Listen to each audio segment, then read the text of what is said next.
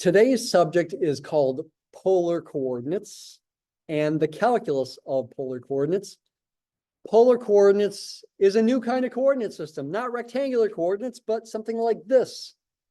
It's a way of describing points in the plane in a new way, not using rectangular coordinates, which tell you where you are with respect to the x-axis and the y-axis, but instead where you are with respect to the origin, what's your distance to the origin, and what angle do you make with the positive x-axis. It's kind of like you're looking down from outer space toward the North Pole. There's the North Pole at the origin.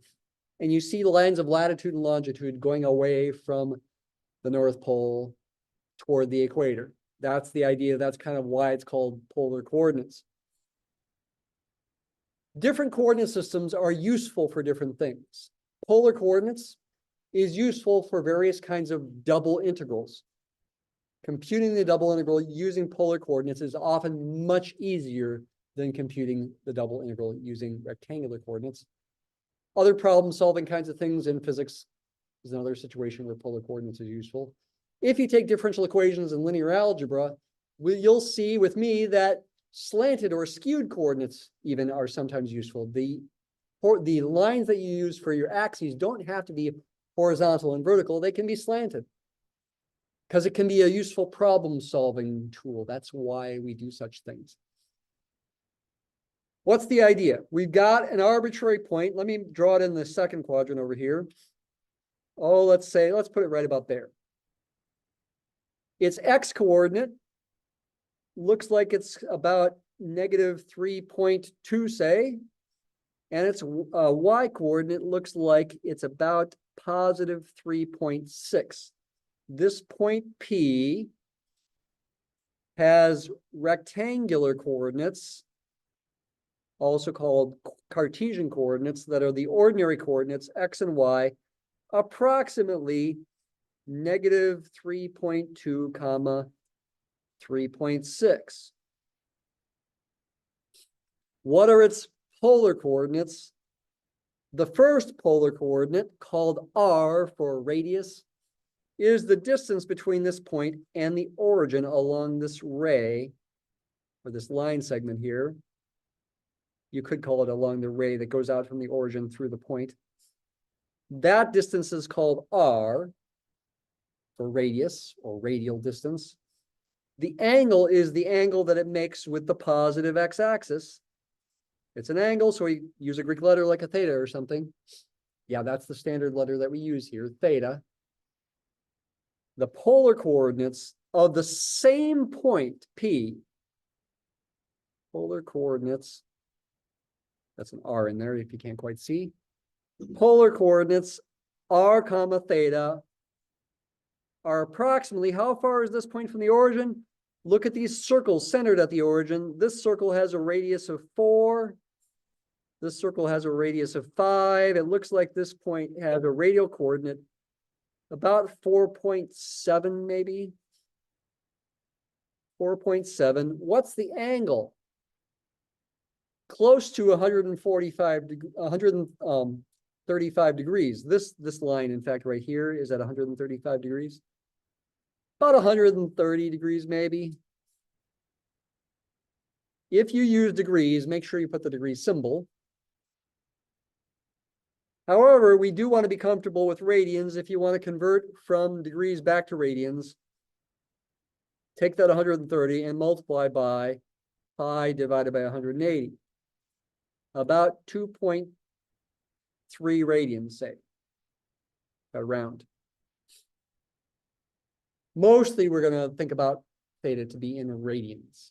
Almost always, unless said otherwise. You should think of it that way. That would be its polar coordinates. How could you convert between these coordinate systems using equations? Yes. The easier way is to go from polar coordinates to rectangular. It's essentially trigonometry. Notice there's a right triangle here. And if I think of this as x, where x is negative, about -3.2, and this is y, I still could use the Pythagorean theorem to figure out r, but that's not my goal here. My goal is to find x and y in terms of r and theta. You could think about supplementary angles and that kind of thing, but you also could think about the unit circle definition of cosine theta and sine theta. If you're on the unit circle of radius 1 centered at the origin, cos theta is the first coordinate of the terminal point and sine theta is the second. By multiplying that by r, I can find the x and y coordinates of this point that's not on the unit circle. What I'm trying to say is ultimately x is r cos theta and y is r sine theta. These equations are equivalent to cos theta equals x over r, sine theta equals y over r, though in this case, x is a negative quantity. For this particular right triangle, this is corresponding to cosine equals adjacent over hypotenuse and sine equals opposite over hypotenuse. If I thought about this particular angle, though again, we're in the second quadrant, so ultimately here x is negative, so that analogy doesn't quite work exactly. So these are to convert from polar coordinates to rectangular coordinates. You might say these equations map r theta coordinates to xy coordinates. You can think of it as it's called a transformation, if you like. You can also go back the other way. Once you know x and y, you can figure out r and theta. It's easier to figure out r than to figure out theta. You can go back to this triangle and use the Pythagorean theorem to figure out r squared. The hypotenuse squared is going to be x squared plus y squared. So r is going to be the square root of x squared plus y squared. But what about theta? What about the angle? You can use either of these equations if you want, but if you ultimately try to solve for theta using either inverse cosine with the first one or inverse sine with the second one, you got to be really careful about realizing what quadrant you're in and what the range of inverse cosine and inverse sine are. Yes, it is true I can use these equations. I can also rewrite these, by the way, using this equation as cos theta is x over square root of x squared plus y squared. And sine theta is y over square root of x squared plus y squared. And again, like I just said, you could use the inverse cosine or inverse sine to solve for theta, but you may not get the answer right away when you do that. The reason is inverse cosine always gives you an angle out in the first or second quadrant. In degrees, that would be between 0 and 180 degrees. In radians, that would be between 0 and pi radians. That's what inverse cosine does. Inverse sine, on the other hand, gives you an angle in the first or fourth quadrant. In radians, well, in degrees, between negative 90 and positive 90 degrees. In radians, that's between negative pi over 2 and positive pi over 2. So if you use the inverse sine to solve for this theta here, you would get an angle actually down here, and you'd have to add pi radians to it to get the answer. Actually, what most people do is they use the inverse tangent, possibly adding pi to it. Tangent, by definition, is sine divided by cosine. This fraction divided by that fraction, the square roots cancel, leaving you with y over x. And they usually use the inverse tangent. Let's see how closely my approximations matched here. So again, for this example, I approximated xy to be, just from the picture, negative 3.2, 3.6. If I converted to r and theta, would I get close to these numbers here? Let's see how close. Probably it's not exactly right. Let's just see what happens here. If those were the true approximate values of x and y, I would take the square root of negative 3.2 squared plus 3.6 squared and get approximately what? Negative 3.2 squared is the same as positive 3.2 squared plus 3.6 squared. Take the square root of that. R from that is about 4.8. I got pretty close. I guessed 4.7. I was doing it from the picture before. What's theta? I can use the inverse tangent of y over x here. Y is 3.6, x is negative 3.2. However, inverse tangent of such a negative number is down in the fourth quadrant. It's a negative angle between negative pi over 2 and 0. I have to add pi to that to get back to the angle that I want for this particular example. You have to look at the picture. Does this give me something close to 2.3 when I use radians? And again, leave it in radians as a default. Check your mode. We are in radians here. Go back to doing now inverse tangent of negative 3.6 divided by 3.2. I just brought the negative sign up top there, which is fine. This is a negative answer, but now I'm going to add pi to that. About 2.3, which is what I guessed. Yay, 2.3. Okay, so those using these equations to solve for r and theta. I also could have tried going the other way, using my initial guess for the polar coordinates and use these equations to solve for x and y. Again, I would get close to these numbers, but not necessarily exactly. That's the idea of polar coordinates. What we're more interested in, though, is polar graphs. That's our main application today, is understanding polar graphs of polar equations. In general, the polar equations we're thinking about are solved for r as a function of theta. And I'm going to pick an example that's kind of interesting. I'm going to let f of theta be 2 plus 4 cos theta. When you write such an equation with r and theta, typically it's assumed you are graphing this based on polar graph paper here, a polar grid, polar coordinates, not based on rectangular coordinates. Actually, there's nothing stopping you from graphing this in rectangular coordinates, having a horizontal axis and a vertical axis, where the horizontal axis is labeled with an r and the vertical axis is labeled with a theta. There's nothing stopping you from doing that. You could do that if you wanted to, but that's not the point. The point is to graph it in a polar grid. And the way you graph it is different, though it starts out the same. From scratch, if you're going to start to graph this, you do want to make a table of values, theta values and r values, where r is f of theta. Now I could pick sort of ordinary numbers here for theta, 0, 1, 2, 3, etc. Assumed to be angles measured in radians, but you know, if I do that, I don't know exact values of cosine of those angles except for cosine of 0. And I also don't know how to visualize those angles so readily. I think 1 radian is about 57 degrees or something like that, not something nice.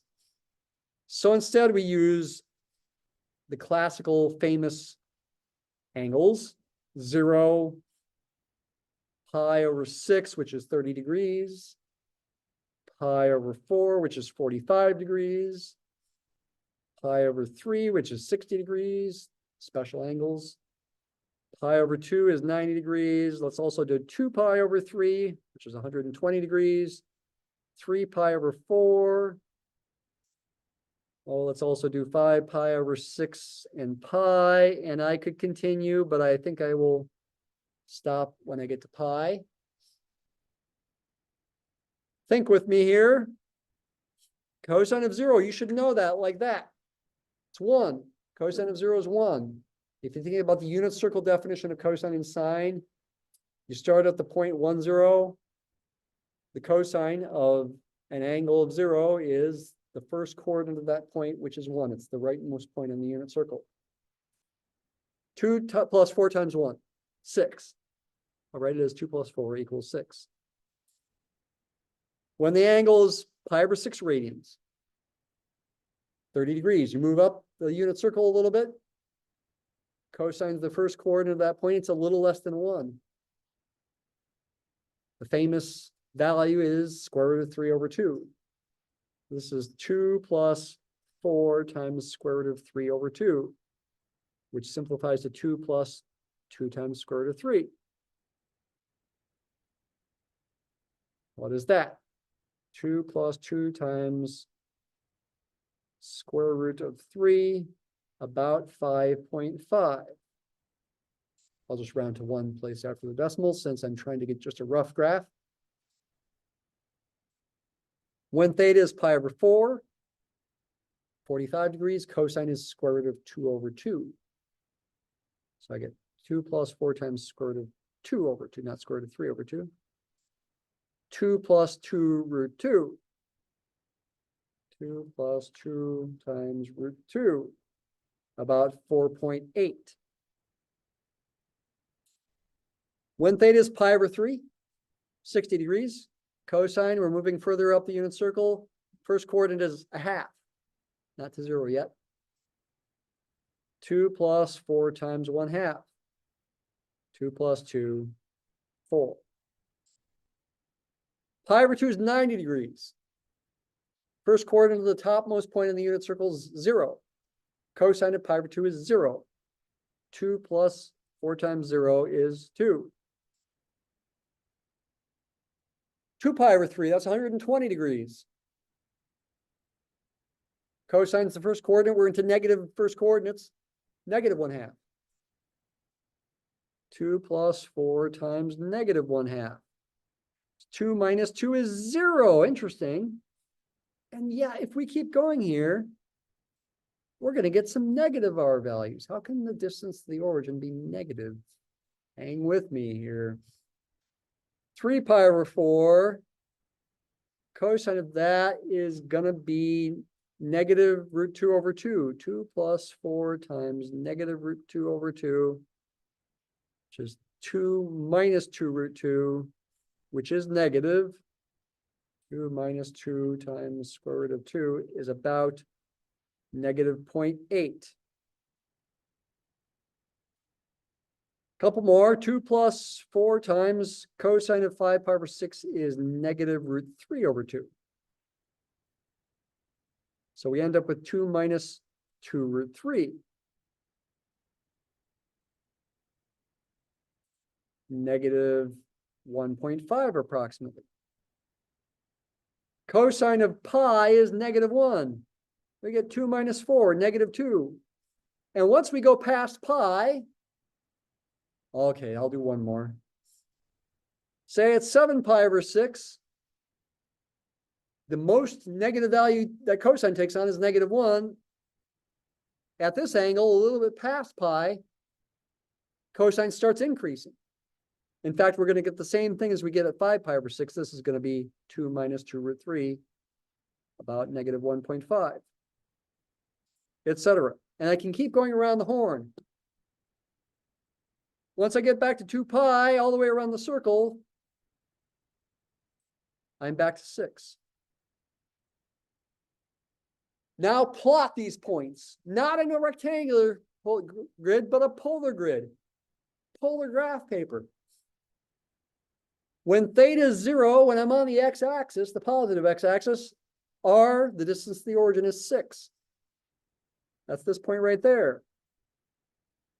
When theta is pi over 6, 30 degrees, the distance to the origin is about 5.5. How many of these lines are there in this first quadrant? 1, 2, 3, 4, 5, and then get to 6 would be 90 degrees. Each of these is 15 degrees apart. So 30 degrees is this line. I'm 5.5 units away from the origin when I'm on that line. You're trying to sketch this roughly on your paper since you don't have the polar graph paper. Just make a note to yourself that that's about 5.5 units away from the origin. When theta is pi over 4, 45 degrees, I'm about 4.8 units from the origin. The 45 degree line is this one. Go out 4.8 units, brings me right about there. Maybe I should have used red. It's hard to tell that's green. When theta is pi over 3, 60 degrees, I'm 4 units from the origin. This is the 60-degree line, I'm right about there. When theta is pi over 2, I'm 2 units from the origin. Pi over 2 is 90 degrees. I'm right there. It looks like we're getting some sort of circle, maybe? Well, looks are deceiving. I will connect these dots with a smooth curve, and it's looking kind of circular, but it's actually not a circle. Let's continue going. When theta is 2 pi over 3, 120 degrees, like that. R is 0. I'm at the origin. Not, again, as theta goes all the way around from 0 to pi. So it's not a curve like this, but instead it says theta goes from 0 to 2 pi over 3. This ray right here is the angle 2 pi over 3. So I approach r equals 0 tangent to that line, like that. This is not a circle. It starts out kind of circular, but it's not a circle. What do you do when r is negative, like here? When theta is 3 pi over 4, which is 135 degrees, which is this line here, that ray, r is negative 0.8. What you do is instead of going 0.8 units away from the origin along that ray, you go 0.8 units away from the origin along the opposite ray. That's the convention, and it's a good convention to have. The opposite ray is like, where is it? This one, I guess. So I end up right about there. 5 pi over 6, that's 50 degrees. That corresponds to this line. I'm further from the origin, 1.5 units away from the origin in the negative direction of this ray, which is along this ray, bringing me right about there. When theta is pi, 180 degrees. If r were positive, I'd plot along the negative x-axis here, but r is negative, so I plot in the opposite direction, 2 units from the origin, right there. 7 pi over 6 would bring you right about there. Continuing, this has got some symmetry to it. Ah, this curve is doing a loop-de-loop. Isn't that cool? Something about like this. Continuing, and I have symmetric points down here.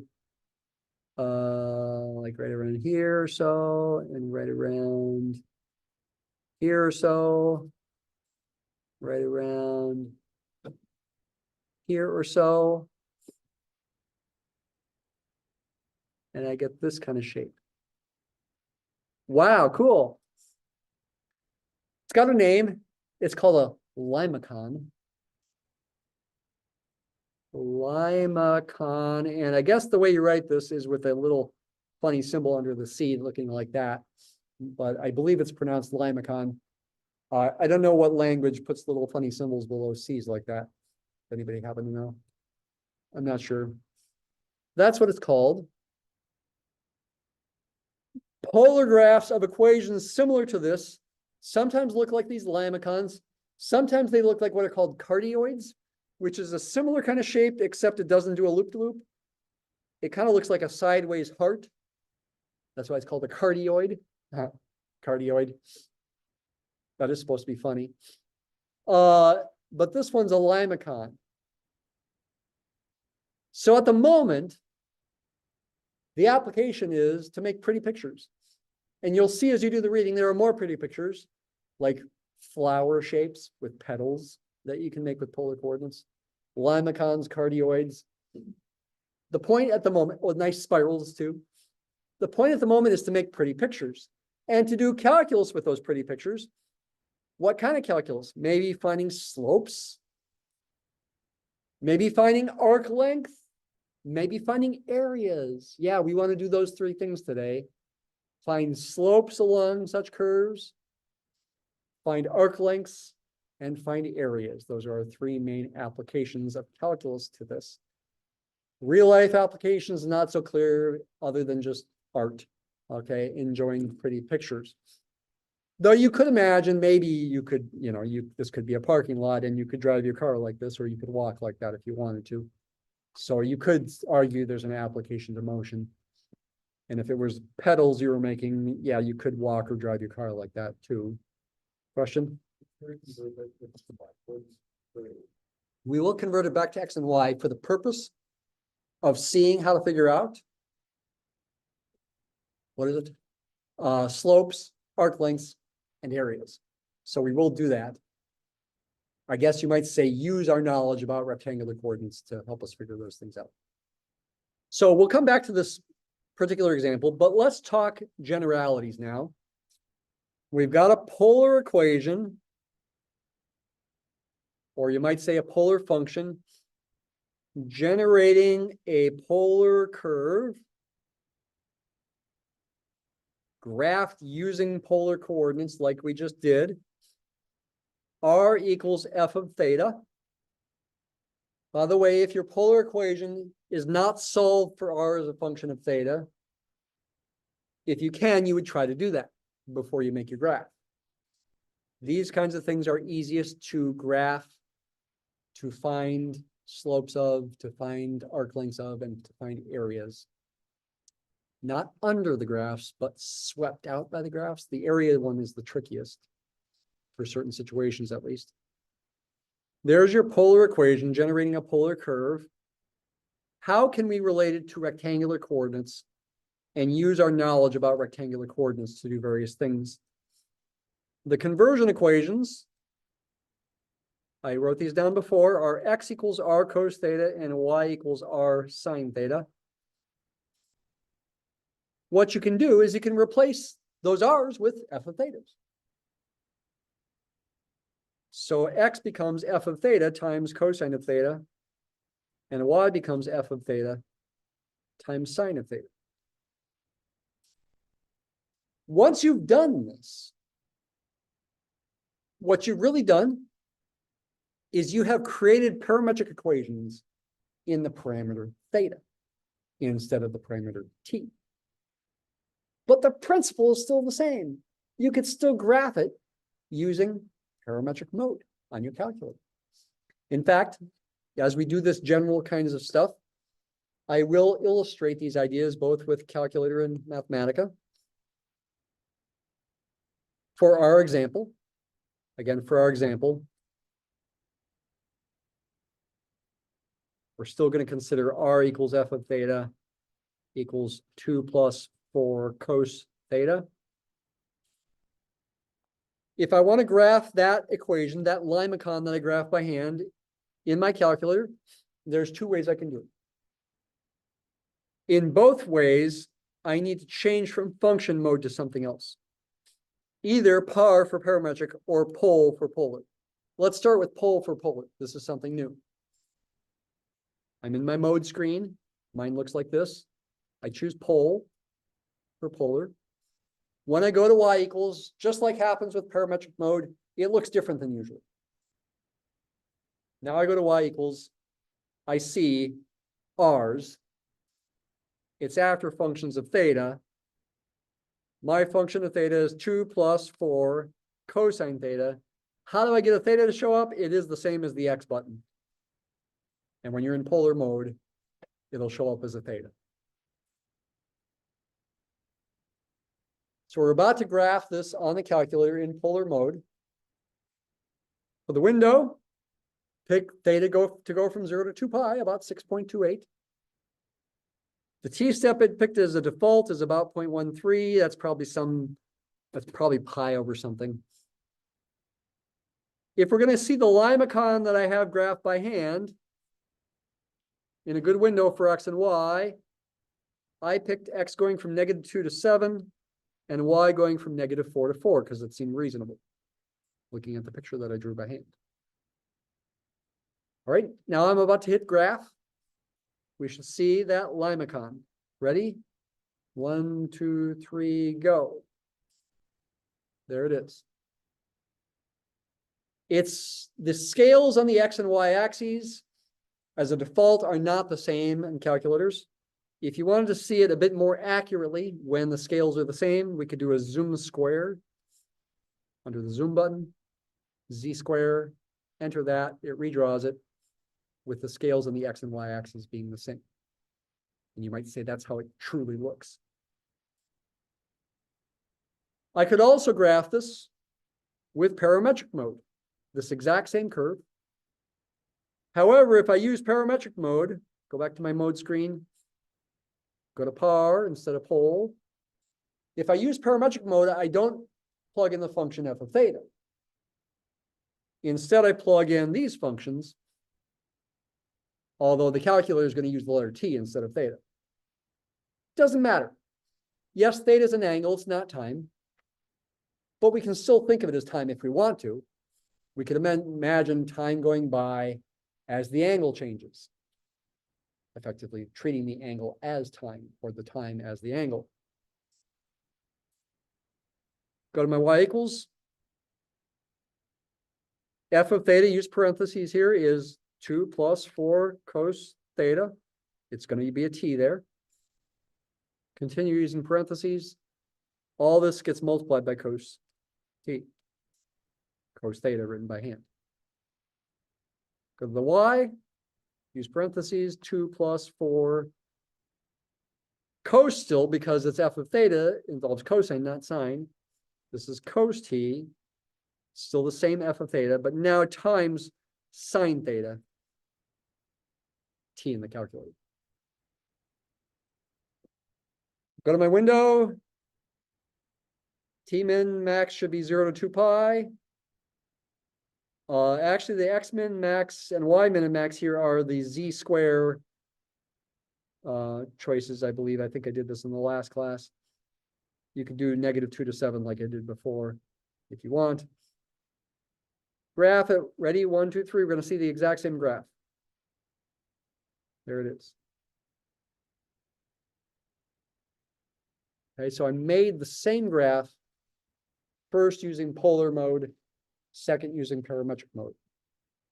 In Mathematica, I added something in here. I made what I'm calling a polar grid using show and polar plot. Polar plot 1, 2, 3, 4 is going to graph the equations, the polar equations r equals 1, r equals 2, r equals 3, and r equals 4. Very simple equations that, if you think about it carefully, are going to generate circles of varying radii centered at the origin. R equals a positive constant gives you circles. And actually, with our convention to go in the opposite direction when r is negative, even r equals a negative constant gives you circles. And then these are ordinary plots of lines at various angles. There's a polar grid, I'm calling it, that I'm going to use as the background of my polar plot. It's now stored in polar grid. If I type polar grid and re-enter it, it's the same plot that gets spit back. That entire plot is stored in this variable that I've called polar grid. I can show that plot, that polar grid, with another plot. Use polar plot to plot polar curves. Let me define f of theta up here as well. F of theta going to be 2 plus 4 cos theta. To make a theta, if you like, do escape, th, escape. Again, that's escape, th, escape to make a theta. I mean, you don't have to use a theta, but, you know, it's fun to continue doing that. Theta is going from 0 to 2 pi. We see the finished product, not the tracing out. And it'd be nice to maybe make it stand out more. Plot style, arrow, say, oh, I don't know, how about purple? And make it thicker, like thickness 0.02. There we go. There's our limacon. I did make the special angles here, by the way, for these lines be like 30, 45, 60, etc. There's our limacon. If I try to make the exact same thing with parametric plot, that could be done with, yeah, parametric plot. But be careful, you'd be plotting f of theta times cos theta, comma, f of theta times sine theta. Theta goes from 0 to 2 pi. I can do the plot thickness thing here as well, I believe. Exact same graph. Okay, so this connection to polar coordinates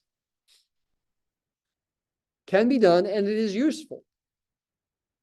Because now I can use what I know about finding slopes, arc lengths, to find slopes and arc lengths of polar graphs. I am going to find areas too, but again, the area is trickier. The area that we're after with polar graphs is not an area under a graph, but an area swept out by a graph as the angle varies, which is a different thing. And it can be tricky depending on how the problem is phrased. Let's start with slopes. That's the easiest one. To find slopes along polar graphs, you are still trying to find dy dx. It's still the same derivative that's going to give you the slope, still dy dx. Back in chapter 4, Calc 1, which I think I suggested that you read it one day at least before, I don't know, class 4 or something. There is a formula for figuring out slopes of parametric graphs, parametric curves, as ratios. They were written back there as dy dt over dx dt. Well, the parameter is theta here, so I'm going to write dy d theta over dx d theta. All right, so could this be simplified? Yeah, we can use these equations. Though it's not going to look simpler when I simplify it.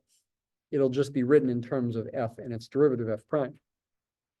So you might say it's, even though it's not going to look simpler, it might be better. Dy d theta is the derivative of this with respect to theta. We've got the product of two things. We need the product rule. Left d right plus right d left. Left is f of theta. D right, the derivative of sine theta with respect to theta is cos theta. That's left, d right meaning derivative of the right. Plus right, sine theta, d left, the derivative of the left is f prime theta. That's right, d left. Do the same kind of thing on the bottom, except with this equation instead. Left d right is f of theta times the derivative of cosine theta, which is negative sine theta. So I'm going to get a negative sign in here, f of theta sine theta.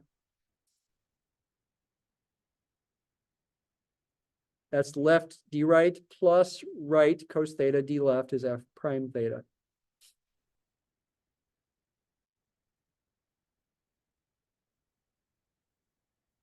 It's going to be a little bit more convenient for us to, well, at least initially write this in Leibniz notation and use the fact that r is f of theta. So dr d theta is f prime of theta. Another way to write this is as r cos theta. I'll dispense with the extra parentheses now too. R cos theta plus dr d theta sine theta over negative r sine theta plus dr d theta cos theta. Or if we're feeling really lazy, instead of writing dr d theta, write r prime. R cos theta plus r prime sine theta over negative r sine theta plus r prime cos theta. Realize when I write that, r prime means dr d theta. It's a derivative of r with respect to theta. And I am kind of abusing notation in writing that. R prime is effectively the same as f prime, though r is a variable and f is a function name. But you know, you've been sloppy with this kind of thing before. We can deal with it. Okay. So for our example, how could this work out? We should find dr d theta, f prime of theta. If we do that, we will get -4 sine theta. And therefore, if we wanted the slope at a certain value of theta, we could use this formula. Maybe in this form. What value of theta would I like to find the slope at? How about at theta equals pi over 2? Visually, it looks like the slope might be close to 1. Is that right? Let's see. Let's find dy dx. Evaluated at the point r theta equals, when theta is pi over 2, r is 2 comma pi over 2 is where I need to evaluate this. Probably it's easiest to think about, well, I guess you might say it's easiest to think about using this one. If I use this one to make sure I don't make a mistake. Well, okay, or no, maybe it's easiest to use this one. Make sure I don't make a mistake. R is 2. Theta is pi over 2. dr d theta is a little trickier though. That's the derivative here, -4 sine theta, evaluated at theta is pi over 2. -4 sine pi over 2 is the value of dr d theta when theta is pi over 2, times sine of pi over 2, divided by, on the bottom, we'd have -r is -2 sine pi over 2. Hopefully we're not dividing by 0 here. dr d theta is -4 sine pi over 2. That gets multiplied by cosine of pi over 2. I'm hoping for an answer close to 1 here.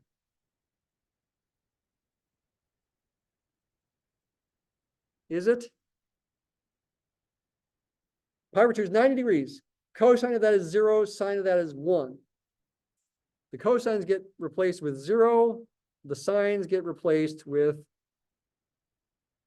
1.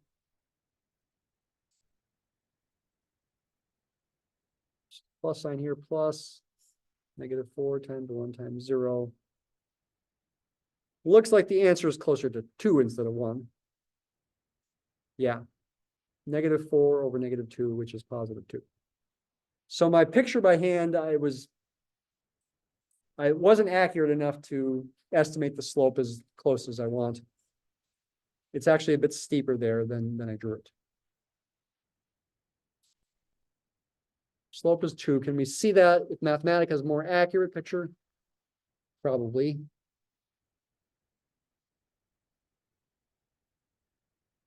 Yeah. Focus on,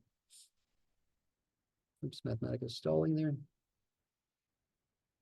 Focus on this point here. Yeah, the slope is steeper than I drew it by hand. So drawing it by hand can get you into trouble if you don't do it very accurately. Theoretically, you could also figure out where the slope is 0, what angle, by setting this equal to 0 in the numerator and solving for theta if you can, like having a theta there, there, and there, and solving for theta. Would that be difficult? Maybe a little trickier than I was hoping for, but maybe could be done. What about arc length? We know from section 8.2 how to find the arc length along a parametric curve. I put that on the test. It's the integral of the speed. But now we're doing it for angles, where the angle is the parameter. Should I call it the speed? Only if the angle were actually the same as time. But it's still the same kind of formula. It's still the integral of square root of the derivative of x with respect to the parameter squared plus the derivative of y with respect to the parameter squared. The parameter is theta. So I'd write dx d theta squared plus dy d theta squared. Integral with respect to theta over whatever interval that theta is varying over. If we wanted the entire length of the entire limacon, we'd have to let theta go from 0 to 2 pi. Theta is an angle, so maybe I should let it not vary between A and B, but between two Greek letters. How about the Greek versions of A and B? Alpha and beta. Theta is varying between those two angles. A generic picture might look like this. Say this is alpha here, and this is beta there. Theta is varying between those two values, giving you a polar curve. R is varying, maybe you get something like this. We're after the arc length of that curve using the parametric equations form. It's the same formula as in section 8.2, the previous section. Can this be simplified though? It actually can, but it's a bit painful. I'm going to do it. Okay. I'm putting myself through this pain. What are dx d theta and dy d theta? We've already figured them out. They're these things. I have to square those things and add the results. Yikes. I'll do it using the shorthand notation. This is going to be where this shorthand notation is most useful. Dx d theta is the bottom thing. Negative r sine theta plus r prime cos theta. That is dx d theta. Dy d theta was r cos theta plus r prime sine theta. That's dy d theta. That's got to get squared as well. Let's simplify it. It does simplify quite a bit, actually. Cos squared theta plus sine squared theta always equals 1 is going to come in real handy here.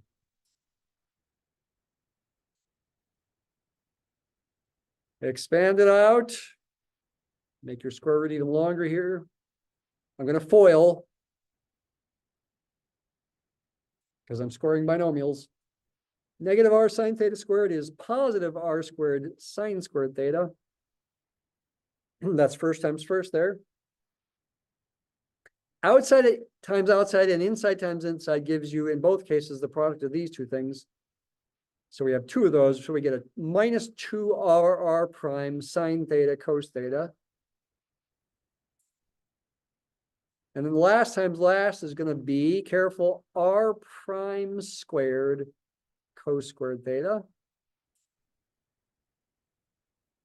And then continuing, FOIL this part.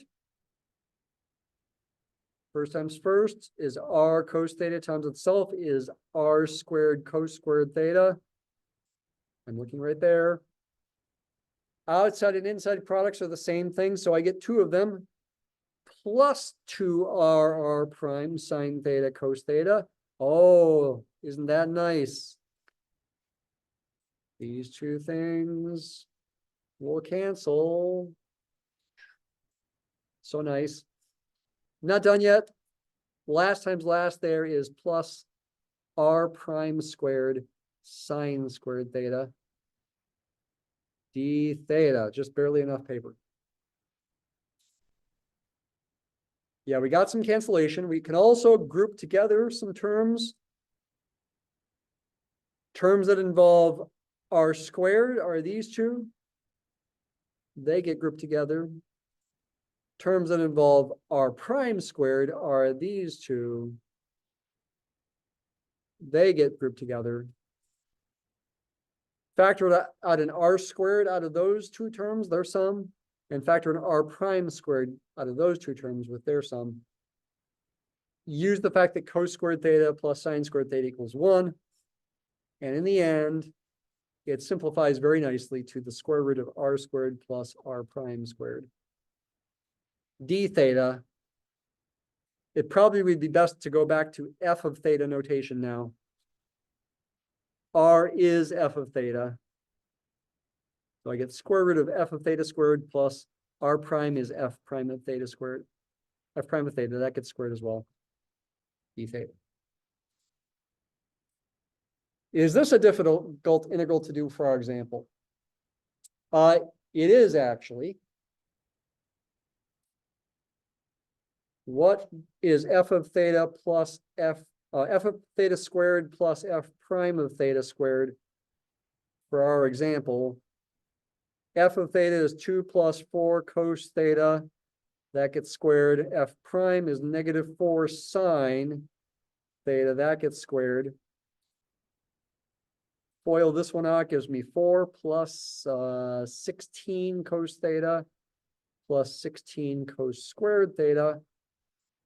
Multiply that one times itself, I get plus 16 sine squared theta. These combine to give a 16.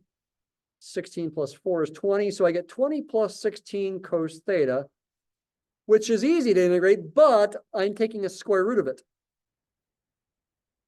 So it's not so easy to integrate. The arc length that we're after, the arc length, for example, for an arbitrary alpha and beta would be integrate alpha to beta square root of 20 plus 16 cos theta, which is not an easy integral to do. You might even call it impossible in some sense. In other senses, you could call it possible. What do I mean? If you did a pure antiderivative problem, integrate square root of 20 plus 16 cos theta d theta. I keep making that mistake today. Sorry. D theta. What happens? Special functions happen. Elliptic E, something new. What have we had so far? We've had Earth. We've had Fresnel C and Fresnel S. The gamma function, I think I mentioned. Here's a new one, an elliptic function, elliptic E. Are elliptic functions related to ellipses? I believe so. Yes, they are related to ellipses. This is an honest to goodness function. You could even plot it as an ordinary plot, or a polar plot for that matter, if you wanted to. Here's what it looks like as an ordinary plot. As a polar plot, because r continues to increase, it would do some sort of spiraling. That's kind of fun to realize. As a polar plot, it does some spiraling. Like that, r keeps getting bigger as theta keeps going around. It doesn't come back to itself. I could let theta continue and we get more spirals. Fun, fun, fun. I mean, there are simpler versions of spirals as well. Even just r equals theta is a spiral with a polar plot. If r equals theta, then r keeps increasing as theta increases. So it is an honest to goodness function, but that doesn't seem very helpful. If we wanted to find the arc length around the entire limacon, for our example, we'd have to go from 0 to 2 pi. What would I guess the answer would be? If I approximated this thing with a circle, centered right around there, 3, 0 or so, or radius 3. What, the circumference? Okay, yeah, circle, radius 3, circumference would be 2 pi times the radius, 6 pi or so, 6 pi. Oops, 6 pi is about 18.8. Okay, we also have the loop-to-loop in there, so I'm guessing somewhere around 20. Here is an exact form that's approximately, well, bigger than that, 26.7. Okay, so I wasn't taking into account how long the loop really was. evidently. So that's arc length. Our last topic, area. Area swept out. Let's start with the general approach. In the general setting, again, you've got R equals F of theta. You got two arbitrary angles, say in the first quadrant. I mean, they don't have to be in the first quadrant. It's just easier to draw. Alpha and beta, you've got some arbitrary polar curve where theta varies between alpha and beta. We're not after the area under the curve. We're not after that because that's hard to figure out. Well, I mean, we could relate it to rectangular coordinates probably and figure it out if we had to. But what's more interesting and easier ultimately is figuring out the area swept out by the curve. The area of this kind of like a harp or piano shape, looking down at the harp or piano. Never mind. Okay. That shape, that's the area that we're after. All right, how do we find it? What do we do with areas under curves? We broke up the interval that X was ranging over into little pieces. We used approximating rectangles, areas of the approximating rectangles, letting delta X go to 0, equivalent to letting N go to infinity, to approximate the area under the graph. But here we have to break the theta interval up into small pieces and consider small angles instead of small distances along the x-axis. For a small change in the angle, you get a thin, not rectangle, but this kind of shape, which, well, the end of it is curved here, so it's not quite a piece of pizza, but it's close to a piece of pizza, a very skinny piece of pizza. It's close to a skinny piece of pizza.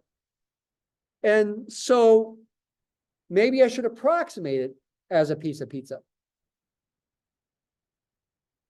Use a little piece of a circle up here instead. And the area of that sector of a circle would then approximate the area that is swept out. Call this little angle, oh, how about delta theta?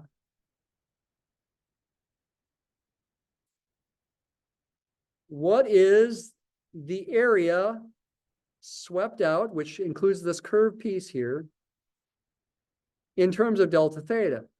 Delta A, if I pretend it's a sector of a circle, a piece of pizza, a very thin piece of pizza, or a piece of pie. It was Pie Day celebration yesterday. Actual Pie Day is next week. Celebrate with some pie, but have thicker pieces. You'll enjoy it more. It's 1/2 r squared times delta theta. Where does that come from? Now I'm imagining delta theta to be a small angle, but what if it were a big angle? What if it were the entire way around a circle, 2 pi? This formula would give you 1/2 times r squared times 2 pi. The 2's would cancel, giving you pi r squared, area of a circle, radius r. If it were half a circle, semicircle, angle pi radians. This would be 1/2 times pi r squared, half the area of a circle.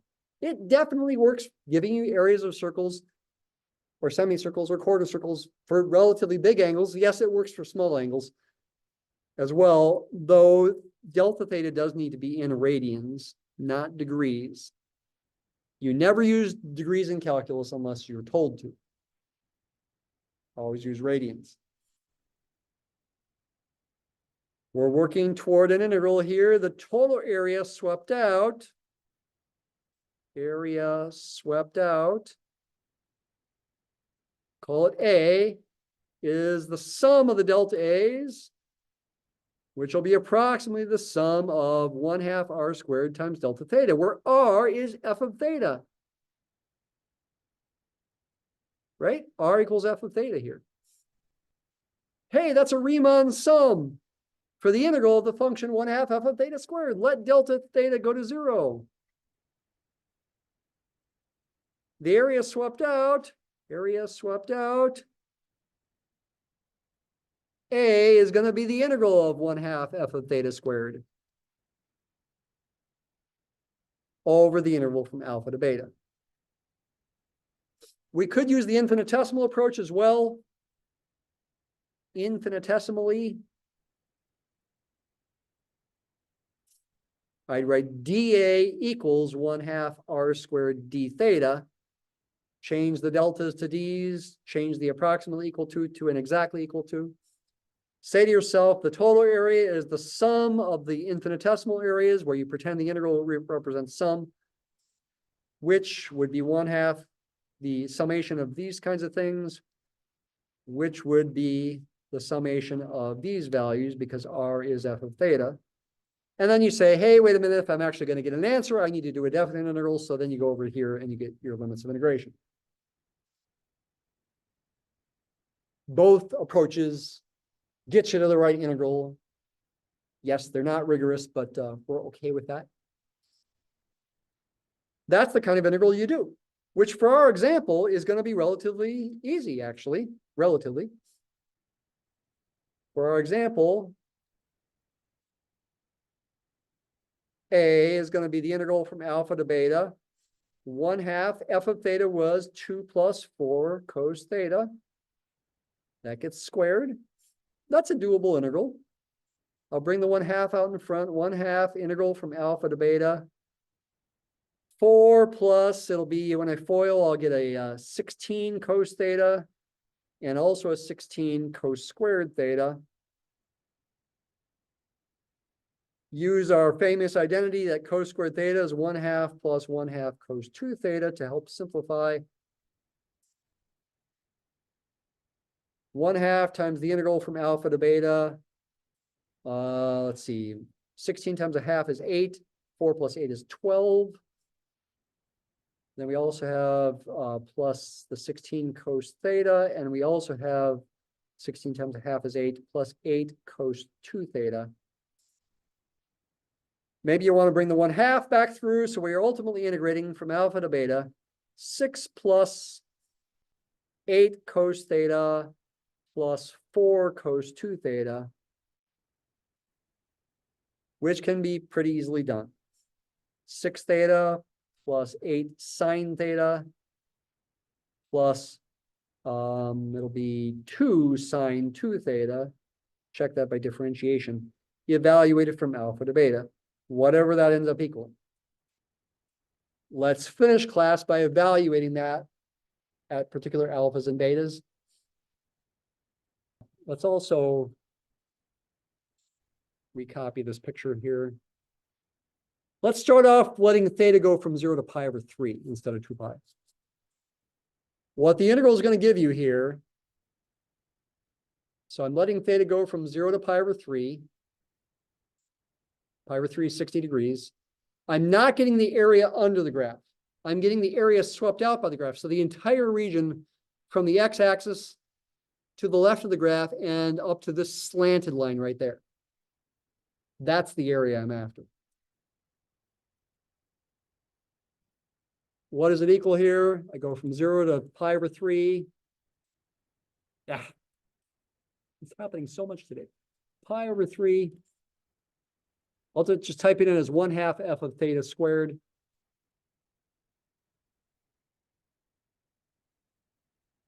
Ends up equaling 5√3 plus 2 pi.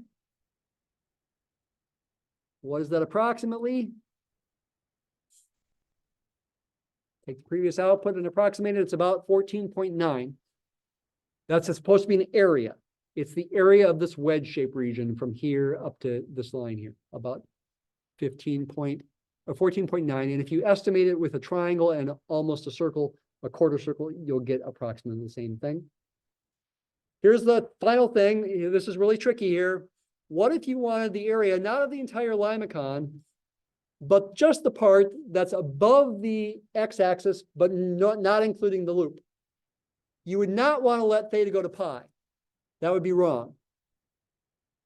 You let it go to the angle where r is 0. Why is that not working? Which is 2 pi over 3. 120 degrees. That's where the angle gets to 0.